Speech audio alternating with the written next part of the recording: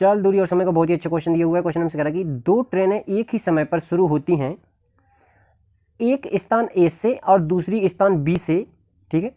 रेलगाड़ियां क्रमशः 80 किलोमीटर प्रति घंटे और 75 किलोमीटर प्रति घंटे की चाल से चलती हैं। जब वे मिलती हैं तो ज्ञात होता है कि एक ट्रेन दूसरी से 150 किलोमीटर अधिक दूरी तय करती है। स्थान ए से स्थान बी के बीच की दूरी कितनी है? चलिए देखते हैं हम कैसे करेंगे इस क्वेश्चन को। तो सबसे पहले देखिए हम क्वेश्चन को समझेंगे। क्वेश्चन हमसे क्या कह रहा है कि दो ट्रेनें हैं, स्थान ए और बी से चलना शुरू करती हैं। देखिए यदि हम मान लेते हैं कि ये हमारे पास में स्थान ए है और ये है बी, ठीक है।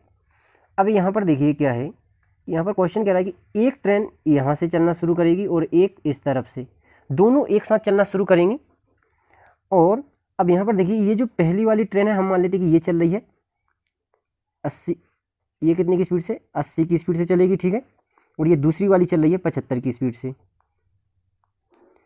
अब देखिए ये साथ में चलना शुरू करती हैं और ये जब मिलेंगी यहाँ कहीं भी, ठीक है, तो ये ट्रेनों द्वारा जो समय लगेगा वह तो बराबर होगा। यदि हम मान लें कि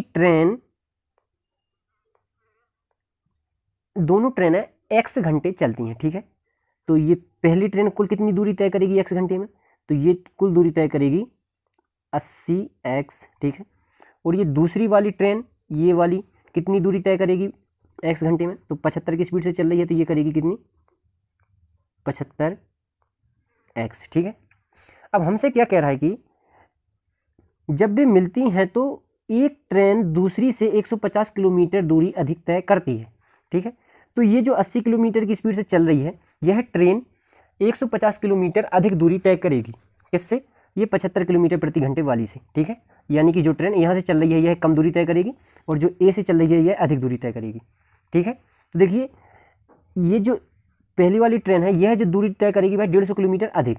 यानी कि हम कह सकते हैं कि यदि इसके द्वारा तय दूरी में से ये इधर से चलने वाली ट्रेन की दूरी घटा दें तो कितना आएगा, ये आएगा बराबर में 150, ठीक है, क्योंकि वह हमसे कह रहा है कि वह 150 किलोमीटर दूरी अधिक तय करती है। तो यहाँ पर देखिए बराबर में ये हो जाएगा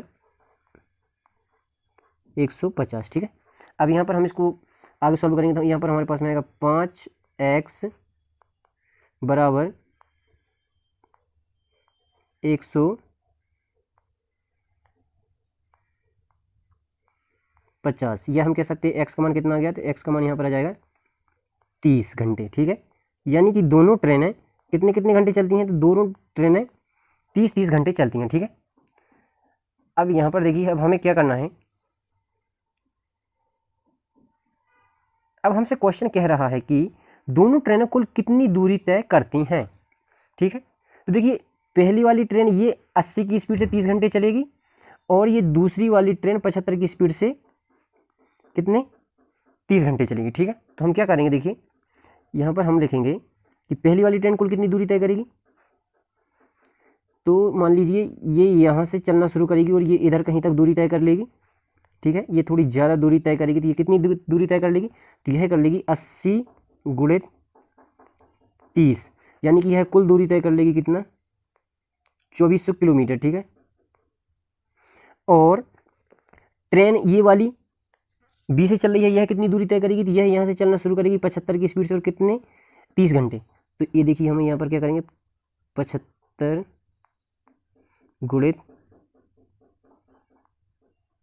30, ठीक है। तो यहाँ पर हमारे पास में कितना आ जाएगा इसका मान, देखिए यहाँ पर आएगा 1 0, तो 5 15 की 5 हासिल 1 3 21 और 1 22, ठीक है। यानी कि ये दूसरी वाली ट्रेन है जो बी से चलना शुरू कर रही है, यह कितने किलोमीटर चलेगी, यह चलेगी कुल 2250 किलोमीटर।